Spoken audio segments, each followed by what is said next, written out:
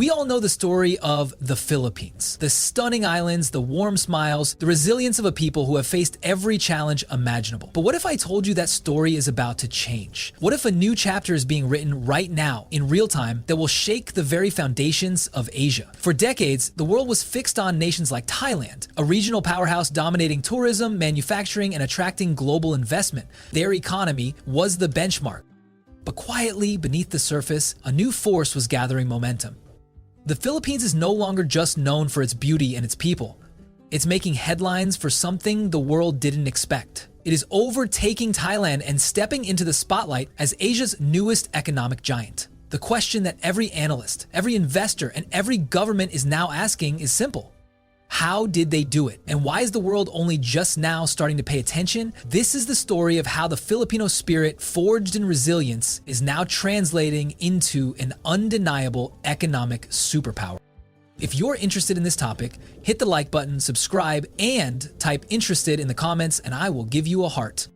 We are going to break down exactly how this happened. We'll show you the core industries driving this boom, the strategic policies attracting billions in investment, and the secret weapon that Thailand and many of its neighbors simply can't match. This isn't about just one lucky break, it's about a massive strategic shift. According to the World Bank's latest economic data, the Philippines' gross national income has officially surpassed Thailand's, making it the second wealthiest nation in terms of accumulated wealth in Southeast Asia. This single statistic is a declaration that the economic power balance in the region is shifting for good. But what about the risks? Can a nation that has struggled for so long truly maintain this rapid pace? Will the Philippines be able to hold on to its new position as an Asian economic giant? Or is this a fleeting moment of glory before the real challenges begin? To understand the answer, we have to go back to the beginning and look at the turning point that changed everything. A force that was building for decades right under the world's nose. For decades, the Philippines was known for its hard-working people, but its economy often felt like it was stuck in second gear. But in the last decade, a silent force began to build, a demographic gold mine. While many of the world's most powerful economies, including Thailand, face the serious challenge of an aging workforce and a shrinking consumer base, the Philippines has a median age of just 25. Think of it like this. Thailand is a seasoned veteran, skilled and experienced, but their energy is slowing down. The Philippines is a young, hungry rookie with fresh legs and a seemingly limitless supply of energy. With over 118 million citizens, the country has a massive labor force that will be powering its industries for decades to come. This isn't just about raw numbers, it's about a wave of energetic, educated, and tech-savvy workers ready to build, innovate, and consume. Foreign investors saw this. They realized the Philippines offered not just low costs, but the highest potential for a stable long-term workforce. This created a powerful cycle where more jobs attracted more talent, which attracted even more investment. It was this youthful energy that set the stage for how the Philippines surpassed Thailand in a way no one saw coming. But what happens when these young workers grow up? Can they find high-value jobs at home, or will they still need to go overseas for a better life? The answer to that question is found in a sector that was once overlooked and is now the engine of the Filipino economy. This young, skilled workforce needed an outlet, and they found it in a sector that was once overlooked: business process outsourcing, or BPO. Years ago, this meant simple call centers, but today the Philippines is the BPO capital of the world, a global command center handling complex tech operations, medical transcriptions, and even AI services for Fortune 500 companies. The industry is no longer just about answering phones, it's about running the global back office. In 2025, the BPO sector is projected to generate over $33 billion, 0 cents in revenue, employing more than 1.7 million people. Big international brands, from American tech giants to European banks, have moved entire departments here because they saw something Thailand couldn't match: a world-class English-speaking workforce with a strong work ethic and a culture that connects effortlessly with global clients. This sector alone has turned a generation of Filipinos into a booming middle class, creating a ripple effect across housing, transport, and retail. And the best part? It's still growing at double-digit rates, with new expansion in high-value sectors like healthcare and global capability centers. But as AI continues to evolve, many fear these jobs are at risk. What happens when the next technological leap makes some of these jobs obsolete? The answer might not just be a threat, but the catalyst for the next great Filipino leap forward. The Philippines' importance doesn't just stay within its borders. It reaches across oceans and continents through the power of its people. Every year, millions of overseas Filipino workers, or OFWs, send billions of dollars back home. These remittances aren't just family lifelines. They are a major force driving the country's economic stability and growth. In the first quarter of 2025, remittances showed another strong increase, with cash inflows from countries like the US, Singapore, and Saudi Arabia fueling the economy. This money supports education, builds homes, starts businesses, and keeps communities thriving. The sheer global reach of the Filipino workforce is staggering. From nurses in the United States to engineers in the Middle East and seafarers navigating ships across the world's oceans, Filipinos are essential to keeping global industries moving. Their skills, dedication, and adaptability make them stand out in any country they work in. But here's the harsh reality. An economy so reliant on external factors is always vulnerable. What if a global economic downturn or a sudden shift in immigration policies were to cut off this critical lifeline? Would the Philippine economy be able to stand on its own 2 feet without its global workforce?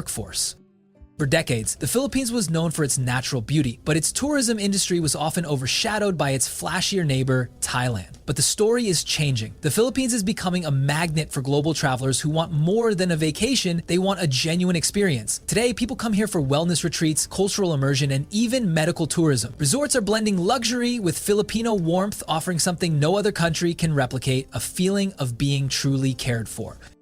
International travelers are discovering places beyond the famous Boracay and Palawan, with spots like Siargao, Batanes, and even the bustling streets of Iloilo capturing attention. The Department of Tourism has been working hard to expand infrastructure, improve airports, and promote these lesser-known destinations. This means tourism is spreading across the country, giving more communities a chance to benefit. But here's a recent and troubling twist. Visitor arrivals for the first quarter of 2025 actually saw a slight dip, mainly due to a drop in tourists from its biggest markets, South Korea and China. This raises a crucial question. Can the Philippines truly diversify its tourism base, or will it remain vulnerable to the economic and political headwinds of its biggest markets?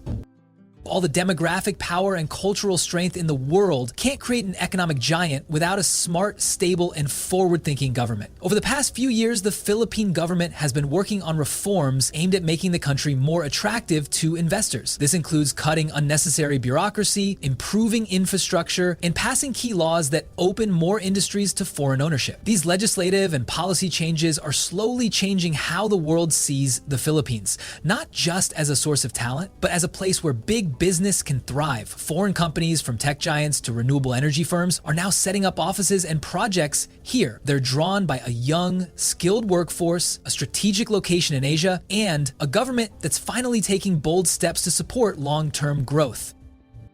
This shift shows that the Philippines is ready to play on the global stage, not just follow along. But here's the harsh reality. Despite these efforts, approved foreign investment pledges for the first quarter of 2025 have actually seen a significant decline compared to the same period the year before. This creates a powerful paradox. The country is doing all the right things, but global economic uncertainty is making investors nervous. What will it take to truly inspire confidence and secure the massive investments needed to cement its status as an economic leader? While Thailand has long been known for its automotive and electronics manufacturing, the Philippines has been making a silent but powerful entry into the high-value manufacturing space. Global giants are shifting their production lines not just for labor costs, but for the skilled workforce and strategic geographical location. The government's investment in special economic zones and improved infrastructure is creating an environment where advanced manufacturing can flourish. We're not just talking about textiles, we're talking about semiconductors and aerospace components. In May 2025, the manufacturing sector posted its 10-month high expansion, with significant growth in food products and transport equipment. This diversification away from a purely service-based economy is a critical next step. It shows that the Philippines isn't just serving the world from an office, it's building the world's most advanced products. But here's the problem.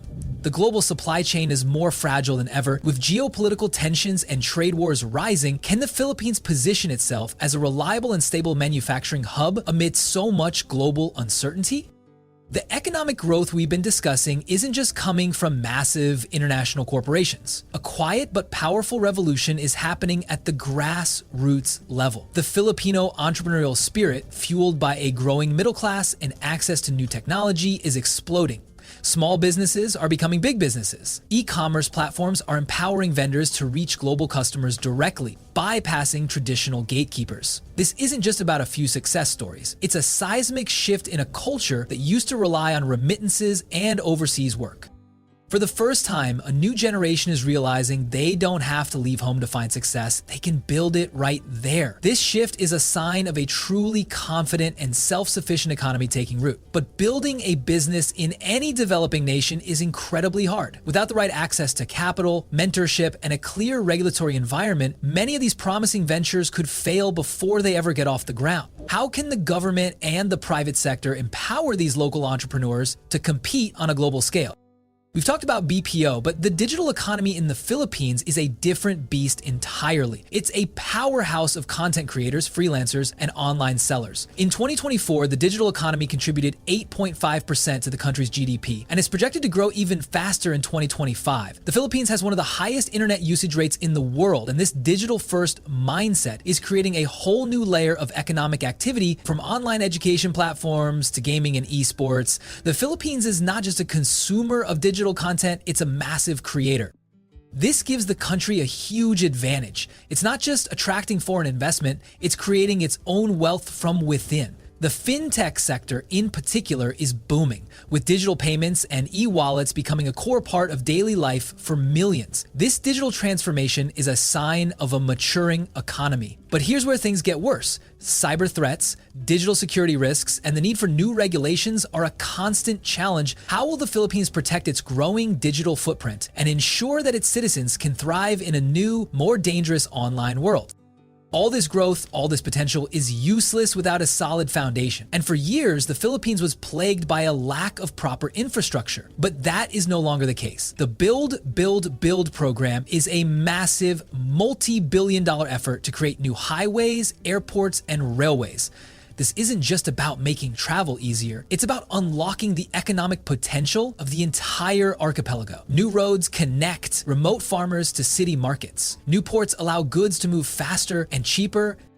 In 2025, major projects like the Malolos-Clark Railway and new subway systems are making significant progress. This infrastructure boom is the physical manifestation of the country's ambition. It's the concrete and steel that will support the title of Asia's new economic giant. But what if this debt-fueled spending becomes too much for the country to handle? Can the Philippines avoid a debt crisis and ensure that these massive projects are completed efficiently and without the kind of corruption that has plagued other developing nations? Agriculture has always been a cornerstone of the Philippine economy, but it was often seen as a slow, traditional sector. That is now changing. The Philippines is embracing agritech, using technology to increase crop yields, improve efficiency, and connect farmers directly to buyers. From drone technology for precision farming to new partnerships with international research institutes, this transformation is boosting a massive part of the workforce and creating new, high-value jobs. This isn't just about feeding the nation, it's about positioning the Philippines as a major food exporter in Asia, a powerful counterbalance to the global supply chain. This move towards self-sufficiency and technological modernization is a sign of a confident nation ready to compete on a global stage. But here's the harsh reality. Will this progress benefit small, struggling farmers, or will it only widen the gap between the rich and the poor? The success of this transformation hinges on whether the benefits of new technology can be made accessible to every farmer, not just the large corporate farms.